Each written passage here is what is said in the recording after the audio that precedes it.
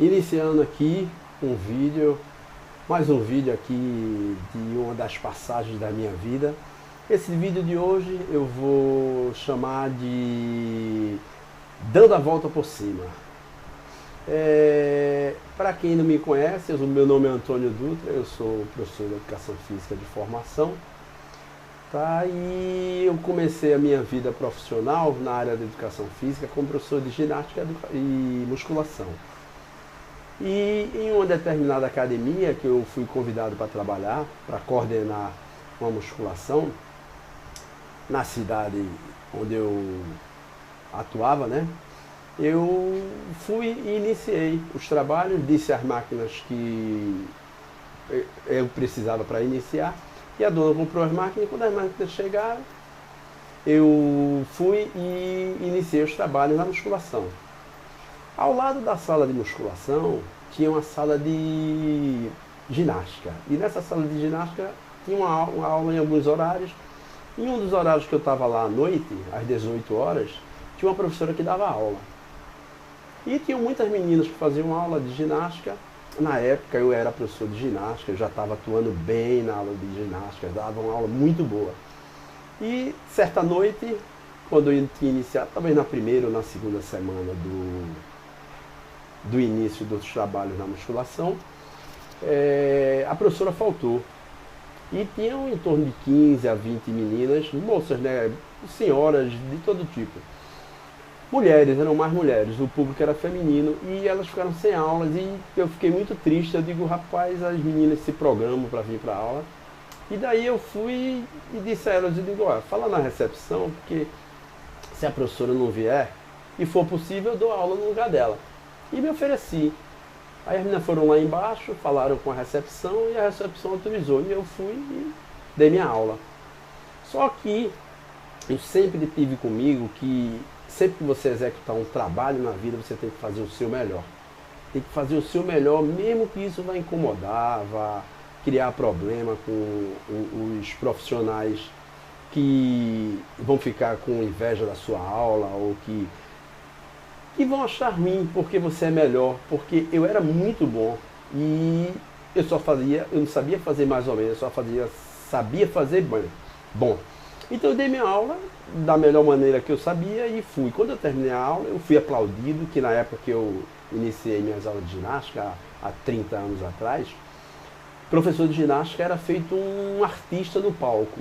E sempre que nós terminávamos a aula, era como se tivéssemos encerrado um espetáculo e nós éramos aplaudidos. E o professor realmente tinha muito força nas academias de ginástica. Então depois dessa aula, seguiu-se o trabalho, eu dando aula de musculação e chegando alunos, e mais uma vez a professora faltou, depois de umas 2 semanas. E eu fui e mais uma vez elas já vieram perguntar se eu podia dar. Eu tinha umas alunas na minha sala e daí eu perguntei se as minhas alunas queriam fazer aula de ginástica e elas concordaram. Então, mais uma vez eu fui e dei a minha aula e dei mais uma vez uma aula excelente, uma aula que inspira. Minhas aulas eram fantásticas, inspiradoras assim, e mais uma vez eu fui aplaudido pelas alunas e, poxa, elas adoraram, me agradeceram e eu continuei a vida. Mas sei lá, depois de 1 mês, 2 meses, a professora faltou mais uma vez. E eu fui chamado de novo. E mais uma vez eu fui, vi quem estava fazendo aula comigo. Tinha uns rapazes que estavam fazendo aula, mas aí eu conversei com eles e eles disseram que estavam sabendo fazer o programa. E eu, para não deixar as meninas de mão, eu fui e dei a minha aula. E fiz mais uma vez a aula como eu sabia fazer e dessa vez criou um problema sério, porque as alunas, depois de me aplaudir e encerrar a aula, elas sem combinar nada comigo, elas fizeram um abaixo-assinado, todas as alunas de horário, pedindo que eu ficasse no lugar da professora. Para mim era um orgulho, porque eu sabia do meu valor, eu estava sendo valorizado e sabia da minha competência. E teve um problema sério, porque esta professora de ginástica era filha da proprietária da academia. Era uma professora que dava aula e, diante deste problema, a mãe da professora me chamou e disse que eu tinha causado um problema e que agora ela teria que me demitir porque ela não iria tirar a filha dela de jeito nenhum, porque a filha dela fazia jus ao dinheiro que recebia de mesada, dando essas aulas para ajudar a mãe na academia. Eu fiquei triste na hora, mas eu disse que tudo bem, concordei com a demissão. Nisso eu trabalhava com mais 2 professores e eu fiz uma reunião com eles para explicar para eles a situação que eu ia sair, que eles iam ter que cobrir os horários que eu fazia aula, tá? E eles ficaram muito chateados por causa do que tinha acontecido. Eu quero passar uma mensagem nessa parte aí, que é o seguinte: quando surgiu uma oportunidade na sua vida, que você for convidado para executar uma tarefa, um trabalho, você faça da maneira melhor que você puder. Execute com todas as armas que você tiver, mesmo que tenha o perigo de causar problema no seu trabalho, causar problema com os seus companheiros de trabalho, mas execute com excelência e faça o melhor que você puder, porque mais cedo ou mais tarde você vai ser reconhecido, alguém vai ver o seu trabalho, um empresário, o seu chefe, o seu supervisor, alguém vai ver o seu trabalho e você vai ter o seu valor devidamente compensado. E você vai, com certeza, você vai conseguir um lugar melhor na sua profissão, ou no seu trabalho, ou até na sua vida social, no meio de convívio que você esteja. Dentro dessa situação, a gente fez uma reunião e surgiu uma ideia com um dos professores, que era mais amigo meu, de nós abrirmos uma academia. Era uma ideia meio absurda. E nós botamos no papel, sentamos numa lanchonete, colocamos no papel, fizemos assim um esboço inicial do que seria, do que nós iríamos precisar para abrir essa academia. E no fim, depois nós fizemos um levantamento dos custos da academia e tentamos tirar do papel aquela ideia. Só que a ideia era muito absurda, porque eu não tinha dinheiro, eu tinha só um carro, eu tinha uma reserva de dinheiro, era muito pouco. Mas o meu amigo, que não tinha dinheiro também, conseguiu um dinheiro com o irmão dele.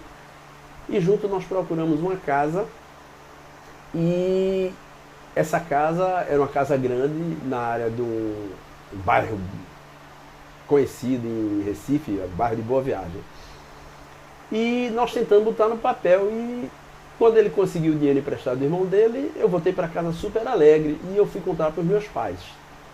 Eu disse: pai, mãe, eu vou abrir uma academia com um amigo meu e tal. Aí meu pai era um cara assim que tinha uma cabeça assim meio guardada assim, ele nunca foi empreendedor.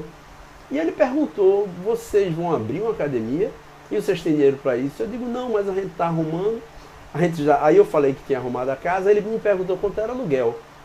Aí eu disse o preço do aluguel. Quando eu falei o preço do aluguel para o meu pai, ele disse: vocês estão loucos, porque o aluguel era uma coisa muito alta para a realidade nossa, né? Aí ele foi mais à frente e perguntou: e os equipamentos vocês têm? Eu digo: não, nós vamos comprar. Aí ele fez: e quanto é esse equipamento mais ou menos? Vocês têm ideia? Eu digo: sim, a gente já fez o levantamento. E eu disse o preço dos equipamentos. Quando eu disse, ele achou um absurdo e disse: você vai ser preso e eu não terei dinheiro para soltar você. Porque eu era filho de uns pais de classe média, né? Meu pai era militar. Então ele disse: você vai ser preso e eu não vou ter dinheiro para soltar. E diante dessa situação, eu tenho mais uma mensagem para vocês. Quando vocês tiverem os seus sonhos anotados no lugar, registrados, e forem sonhos de forma palpável, possíveis de serem alcançados, não deixe ninguém tirar os seus sonhos da sua cabeça. Não deixe ninguém impedir você de alcançar os seus sonhos, porque os seus sonhos são só seus, e só das suas atitudes e dos seus trabalhos e do seu esforço é que você vai conseguir alcançá-los. Então, não deixe nem seus pais, ninguém tirar os seus sonhos dos seus objetivos de vida. Porque uma pessoa que não tem sonhos, ela não tem sentido para a vida. Diante dessa situação, eu mesmo, sem ter o incentivo do meu pai, fui e junto com meu amigo nós fechamos o negócio, alugamos a academia, fizemos as devidas reformas que eram necessárias para poder funcionar. E quando os equipamentos chegaram, nós montamos as máquinas e marcamos a inauguração. Era o sonho que estava no papel, surgindo na minha vida aos 24 anos. Foi uma conquista, realmente, a conquista do meu primeiro sonho. E no dia da inauguração, nós distribuímos uns 500 convites na cidade e fizemos uma inauguração que foi um estouro.